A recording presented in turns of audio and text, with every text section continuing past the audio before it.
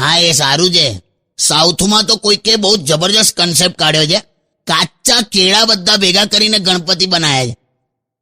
હા, એ લોકો કહે છે કે 10મા દિવસે આ બધા કેળા છે ને પાકી જશે, એટલે એ જ કેળા બધાને પ્રસાદ તરીકે વેચી દઈશું, એટલે વિસર્જન પણ નહીં કરવાનું એમ. વડોદરામાં બહુ જોરદાર કન્સેપ્ટ આવ્યો છે આ વર્ષે. ફટાકડી આવે ને, ફટાકડી, હા, એના ગણપતિ બનાયા છે. એવી 200 મૂર્તિઓ તૈયાર કરી છે. કેટલી સરસ વાત કહેવાય કે આ 200 મૂર્તિઓ જ્યારે તું વિચાર કર, જ્યારે આનું વિસર્જન થશે ત્યારે ફટાકડીના લીધે તળાવનો બધો કચરો નીચે બેસી જશે, એટલે પાણી પીવા લાયક થઈ જશે. અને આ બધી મૂર્તિઓ ફ્રીમાં વેચી છે. સારું કહેવાય ને યાર. સમાજમાં જે બેઝિક વસ્તુની જરૂર છે ને એ તો ફ્રીમાં આપવી જ જોઈએ. એ તો આપણે આડું અવડું કરીએ છીએ. અહીંયા રેલવે સ્ટેશન પર વાઈફાઈ ફ્રીમાં છે ને બાથરૂમ જવું હોય 5 રૂપિયા આપવાના. બોલ, એ કેવું?